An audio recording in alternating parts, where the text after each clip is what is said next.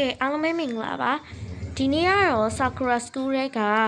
ဒီ game ဆော့လို့ရှိရင်ပေါ့နော်သွားကိုသွားတင်တယ်အလှဆုံးနေရာလေးတွေကိုပြပြပေးသွားမှာဖြစ်ပါတယ်ဘယ်နှခုလဲကတော့နှုတ်လဲမရည်ထားတော့အတိအကျတော့မသိပါဘူး The first one ပထမဦးဆုံးတစ်ခုကတော့ shrine ပေါ့နော် shrine ပဲဖြစ်ပါတယ် menu တွေကိုဝင်မှာပဲဖြစ်ဖြစ်ဒီ menu ထဲမှာဒီလိုမျိုး SHRINE shrine ဆိုတာရှိပါတယ်အဲ့ဒီ shrine ဆိုတာကိုနှိပ်လိုက်ပါဒီနားရသိပ်ပြီးတော့မလှဘူးရဲ့ဒီလိုမျိုးတွေပေါ်လာအောင်ဒီအစိမ်းရောင်ကွက်ထည့်သွားမယ်ပြီးတော့ action Alea Festival shrine ဆိုတာကိုနှိပ်လိုက်ပါဒီမှာသူကရိုးရာဖြစ်တဲ့တော့ဒီမှာအင်ဂျီလဲလို့ရတယ်ပေါ့နော် Okay ဒီနားကအလောက်မလှပါဘူးဒီတရားလေးပေါ်ကလေတော်ကိုလှတာဟိုဘက်မှာလည်းပင်လေကြီးဆိုတော့လေတော်ကိုလှပါတယ်ဒါကတော့ Sakura School ရဲ့ကအလှဆုံးနေရtop 5 လောက်ဖြစ်မယ်နဲ့တူတယ် top 5 ဖြစ်ပါတယ်အရန်ကိုလှပါတယ်ဒီနေရာလေးဒီ shrine ကတရားလေးပေါ့နော်အရန်ကိုလှတာဒါကတော့ top 5 top 4ကတော့သူနဲ့တိတ်မဝေးတဲ့ဒီ beach ပဲဖြစ်ပါတယ်ဒီ beach ကအရန်ကိုလှပါတယ်ပင်လယ်ကြီးပေါ့နော် beach ကတော့ top 4လောက်ဖြစ်မယ်လေတူတယ် top 1ကတော့ဘာဖြစ်မလဲတော့မသိပါဘူး beach က top 4ပေါ့နော် wow okay top 3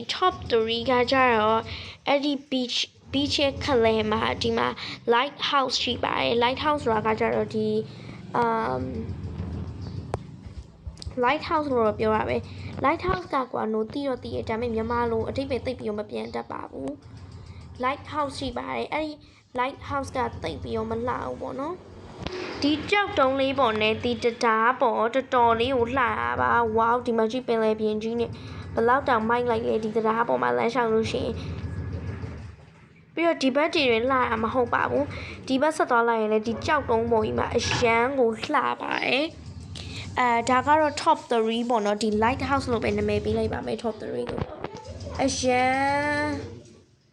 အရန်ကိုမှလှပါတယ်ဒီနားလေးဒီမှာဆိုရင်တော့သူက harbor ကိုရောက်သွားပါပြီ harbor ကိုရောက်သွားပြီပေါ့နော်အရန်ကိုလှရဲ့နားလေးပါဒီနားကတော့ရေနဲ့ပိုင်းကြီးဖြစ်သွားပါပြီမမီတော့ပါဘူး okay နောက်တစ်ခုအားကြတော့ဒီ top 2နဲ့တူရဒီတစ်ခေါက်က top 2ကကြတော့ဘာလဲဆိုတာအားလုံးသိချင်နေကြပါတယ်ဟုတ်တယ်မလားဒါကြတော့ menu ထဲမှာမပါပါဘူး menu ထဲမှာမပါဘူး sorry အဲ့ဒါပို့ menu ထဲမှာမပါပါဘူးသူကဒီလိုမျိုးသွားရမှာပါခဏလေးကားကအဲ့ဒီကိုယူသွားလို့ရှိရင်ပြတ်မှာဆိုလို့စပိန်နေပဲသွားပြပါမယ်နိုးသွားတဲ့အတိုင်းလိုက်ပြီးတော့သွားကြည့်ပါအရန်ကိုလှပါတယ်အဲ့ဒီနေရာလေးရေတကုံဖြစ်မယ်နဲ့တူပါတယ်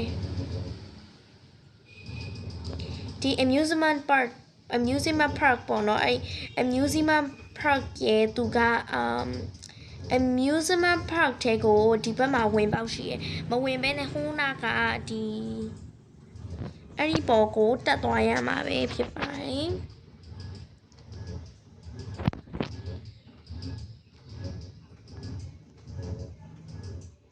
โอเคသွားကြရအောင်နိုးပြရဲ့အတိုင်းလိုက်သွားကြည့်ပါ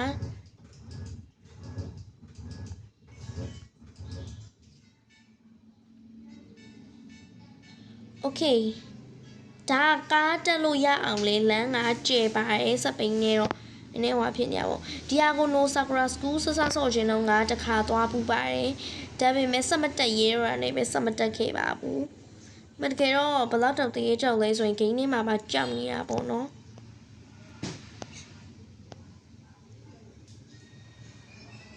โอเคဒီလမ်းအတိုင်းပဲဆက်သွားပါ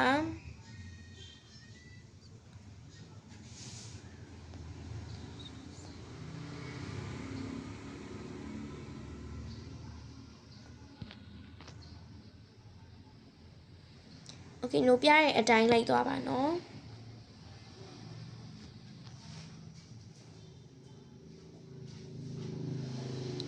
โอเคဟိုးရှိက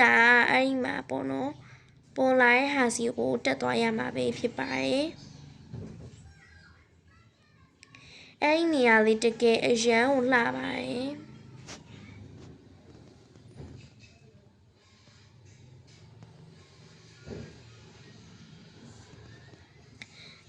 ဒီမှာတွေ့ပြီအထဲတော့မဝင်ပြတော့ပါဘူးအထဲကတော့ကိုပတ်တာကိုပဲဝင်ကြည့်လိုက်တော့ပေါ့နော်အရန်ကိုလှပါတယ်အဲ့ဒီနေရာလေးဒီမှာပေါ့နော်ဒီတရားလေးပေါ်တော့သွားပြလိုက်မယ်တော်လေးကိုလှရဲအဲ့ဒီနေရာလေးတကယ်ပြောတာဟိုအပေါ်တွေကိုတက်လို့မရဘူးထင်တယ်တက်လို့ရတယ်အမလေးဒီရှော့ပေါ့နော်အဲ့ဒီမှာအကြည့်အောင်နဲ့ရှော့ကြီးတွေးလိုက်မယ်အဲ့ဒီရှော့တကယ်စီးလို့ရရဲပေါ့နော်ဒီမှာအရန်လှပါတယ်ဒီနေရာလေးကတော့ top 2ဖြစ်ပါတယ်နောက်ဆုံးတစ်ခုကတော့ no လဲအဲ့ဒီနေရာကိုသွားရလမ်းမသိပါဘူးဒီဖြတ်လမ်းနေရောသိပါတယ်အဲ့ဒါကတော့ menu ထဲကိုဝင်မယ် menu ထဲကိုဝင်ပြီးတော့ဒီမှာ form ဆိုတာရှိပါတယ်လေကွာပေါ့နော်အဲ့ဒီ form ဆိုတာကိုနှိပ်လိုက်ပါပြီးလို့ရှိရင်ဒီလမ်းကိုရောက်သွားပြီးတော့ jet pack နဲ့အပေါ်ကိုနည်းနည်းမြင်းမြင်းပြန်လိုက်ပါမြင်းမြင်းပြန်လို့ရှိရင်ဒီဘက်ကိုသွားလိုက်ပါအဲ့မှာအသေးပုံအင်္ဂလိပ်တွေ့ပါလိမ့်မယ်အဲ့ဒီအသေးပုံအိမ်ကိုသွားရမှာပဲဖြစ်ပါတယ်အသေးပုံအိမ်တင်မဟုတ်ပဲနဲ့ဒီဘက်မှာသွားရေပူစမ်းလေးတွေပါရှိပါတယ်အသေးပုံအိမ်ကဘယ်ကနေဝင်ရမှာလဲဆိုဒီတိုင်းသွားပြီးတော့ action ကိုနှိပ်လိုက်ပါအဲ့မှာဝင်လို့ရပါပြီအရှမ်းမိုက်ပါတယ်အမလီအရှမ်းမိုက်တဲ့ဒီမှာအသေးပုံခုံလေးတွေပါထားပေးပါတယ် wow that's such so amazing okay အိမ်မနေအောင်ဆိုအိမ်တကားကိုပြန်ပိတ်ခင်းလိုက်ပါမယ်ဒီဘက်မှာလေသူစိန်ဖို့အတွက်ရေးပူစမ်းပေးထားပါတယ် no သူများရောဘယ်လိုထင်လဲမသိ Sakura ကဒီလမ်းလေးလို့တကယ်ကြိုက်ပါတယ်အရန်လာလို့ပေါ့နော်ဒီမှာအနားယူဖို့အတွက် rest လုပ်ဖို့အတွက်ရေးပူစမ်းလေးတွေကစားရှိပါတယ် okay ဒီဘက်ကဘာရှိရလဲမသိဘူးအော်ရေးပူစမ်းနောက်တစ်ခုပဲတပ်ပင်နာပင်လေးအော်တည်ရဒီက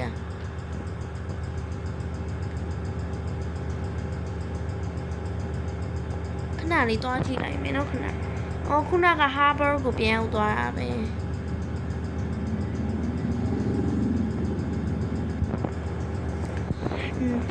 okay နောက်ဆုံးတစ်ခုပဲကြံပါတော့တယ်နောက်ဆုံးတစ်ခုကကြတော့ဘယ်ကနေဘယ်လိုသွားလဲ cat cafe ကိုသွားလိုက်ကွာအဲ့ဒီ cat cafe ရဲ့အနောက်မှာဒီ Christmas house လေးရှိပါတယ်ဒီ Christmas house လေးကိုဒီ Christmas house လေးကတော်တော်လေးကိုလှပါတယ်နှင်းကြလိုက်မယ်ပေါ့နော် snow 1 snow 2 snow fitters အမကဲခဏလေး snow cover ကပို့ပြီးတော့လှတယ် snow 1နဲ့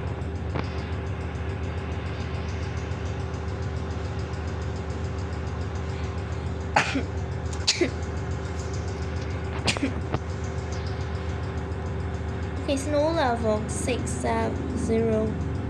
2 3 5 4လောက်ထားလိုက်မယ် okay snow 2ပေါ့နော်နှင်းကြနေတဲ့အချိန်ဆို Christmas ဆိုတော့အရန်ကိုလှပါတယ်ဒီငယ်ဝင်လို့ရတယ်ပေါ့နော် wow that's such so amazing okay ပါဒီနေ့ကတော့ Sakura School ထဲကအလားဆုံးနေရာလေးတွေကိုတော့ပြခဲ့တာဖြစ်ပါတယ် oh wait a minuteတခုကြံပါသေးတယ်အဲ့ဒါကစိတ်ထင်လှရလို့ထင်လို့ဒီ list ထဲမှာထည့်ရတာပါအဲ့ဒါကတော့ Waku restaurant ကိုသွားလိုက်ပါ wait a minute Waku restaurant ပြန်ရောက်သွားပြီလေဟုတ်တယ်မယ် Waku restaurant ကဟိုးဘက်မှာပေါ့နော်မင်းနေကြရနေရဲ့လို့ဒီမှာပါဒီတရားလေးလှရထင်လို့ထည့်ထားပေးရပေါ့နော်ဒီ list ထဲမှာဒါကတော့ top 0ပေါ့နော်1အတိကပြီးသွားပြီဆိုတော့ဗီဒီယိုကိုရက်ခံဒီမှာသွားသတိရပါတယ်ခဏလေးနော် snow ကိုဖျောက်လိုက်မယ်အရမ်းမိုက်တာပဲ look at this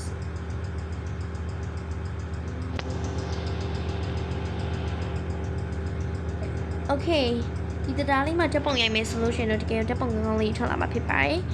ကဲဒီနေ့ကတော့ Sakura School ကအလားဆုံးနေရာလေးတွေကိုသွားပြခဲ့ရပဲဖြစ်ပါတယ်ကဲဒီမှာပဲဗီဒီယိုလေးကိုရပ်လိုက်ပါမယ်နော်